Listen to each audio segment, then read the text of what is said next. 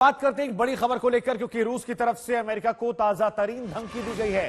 रूस का यह कहना है कि अमेरिका यूक्रेन को हथियारों की सप्लाई तुरंत बंद कर दे। अगर वो ऐसा नहीं करता है तो फिर अच्छा नहीं होगा। ये बड़ी बात निकलकर सामने आई है।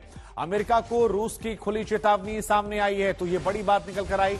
अमेरिका को धमकी दी गई है और पुतिन के हवाले से कहा गया है कि यूक्रेन को हथियार देना अमेरिका बंद कर दे। ये सीधे साफ लफ्जों में धमकी पुतिन की तरफ से कहा गया कि पश्चिमी देश जानबूझकर भड़का रहे हैं यूक्रेन की जंग। हथियार देने वाले देशों पर हम बड़ा एक्शन ले सकते हैं। तो इसी के बाद एक सवाल खड़ा होता है कि क्या दुनिया एक नए युद्ध के मुहाने पर खड़ी है? क्या ये दो देशों की जंग जो है वो आगे बढ़कर और बड़ी हो जाएगी? रूस के टुकड़े करना चाहते हैं पश्चिमी देश, ऐसा आरोप पुतिन ने लगाया और उसके बाद खुली चेतावनी, खुली धमकी इस वक्त अमेरिका समेत तमाम पश्चिमी देशों को दी गई है। यूक्रेन समेत पुतिन ने यह तमाम धमकी पश्चिमी देशों को दी है। अब सवाल यहां पर ही खड़ा होता है कि आरोप क्या लग रहे हैं, रूस क्या आरोप लगा रहा है? देखिए, रूस कह रहा है कि समझौतों से पीछे हट चुका है यूक्रेन। यहां पर अगर आप देखेंगे तो यह बड़ी बात कही जा रही है, क्योंकि समझौता जो होता है उसको नहीं माना जाता। इस्तांबुल के बाद से बातचीत जो है वो धीरे धीरे खत्म हो जाती है। अमेरिका की कठपुतली बन चुका है यूक्रेन, ये बड़ी बात कही गई है रूस के हवाले से। और क्या बड़ी बातें हैं?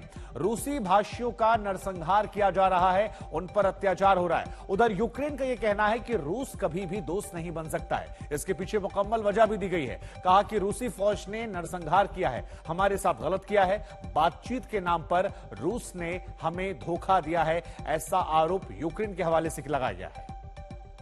कल रूस ने खार्किव पर एक बार फिर से मिसाइल से हमला किया। वहीं खेरसन में भी रूसी कब्जे का लगातार विरोध देखने को मिल रहा है। उधर अगर आप यूएन की बात करेंगे तो यूएन में मानवाधिकार वकील अमाल क्लूनी ने यूक्रेन में युद्ध अपराध पर कार्रवाई की मांग की है। इन सारी चीजों को लेकर एक रिपोर्ट हम आपको दिखाते हैं।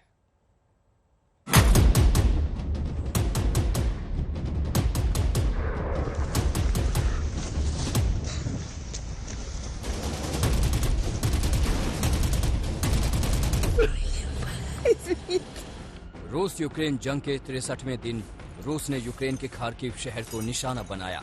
रूसी मिसाइल खार्किव शहर पर गिरी तो जबरदस्त शोले भड़क उठे। अफरा तफरी में फायर सर्विस आग बुझाने में जुट गई। आग से इनकी जंग जारी थी और इस बीच खबर आई कि एक शख्स की इस मिसाइल हमले में मौत हो गई। इमरजेंसी वर्कर्स ने मौके से उनका शव बाहर निकाला। तितानिया के आंसू फूट पड़े। उसने कहा, अंधेरा और भी ज्यादा खौफ पैदा करता है। उधर खेरसन में रूसी फौज के खिलाफ यूक्रेनियों ने जोरदार प्रदर्शन किया। प्रदर्शनकारियों ने यूक्रेनी झंडे लहराए और खेरसन के पूर्व मेयर वोलोदिमिर साल्दो के खिलाफ नारेबाजी की, जिन्हें रूसी फौज के कब्जे के बाद फिर से मेयर पद पर तैनात कर दिया गया।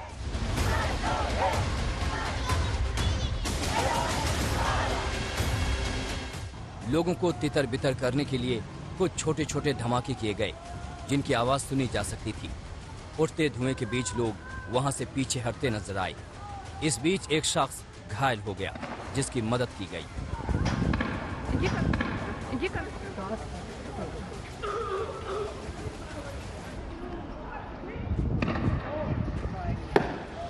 यूक्रेन पर रूसी आक्रमण के बाद शहर के शहर मलबे में तब्दील हो चुके हैं।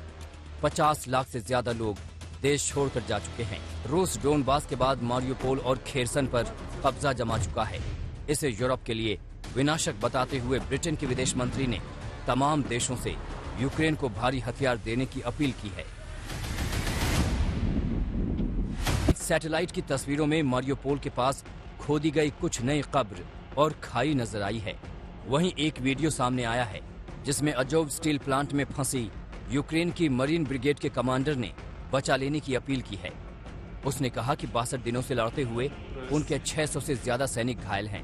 इस बीच जेलेंस्की ने आरोप लगाया है कि रूस गैस पाइपलाइन को हथियार की तरह इस्तेमाल कर यूरोप को ब्लैकमेल कर रहा है।